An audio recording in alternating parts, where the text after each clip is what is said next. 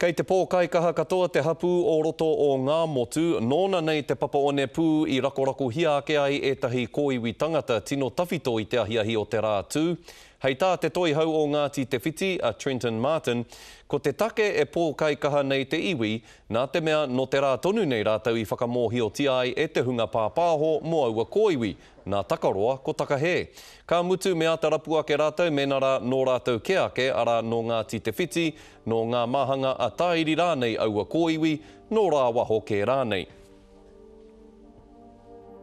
Kare no rātou kia ki mai a mātou mō mātou te hapu kia whakai mā rātou kia haere ka mahi pēra. Tino hōhā kia mātou nei, engari ko a mātou kau mātou ko e riri ana, kia rātou mō ngā mahi pēra. Kei tētahi kai wāhi whenua ngā kōiwi I tēnei wā, ā e whakatikatika ana ia ki te tuku I aua kōiwi, araki o tākou.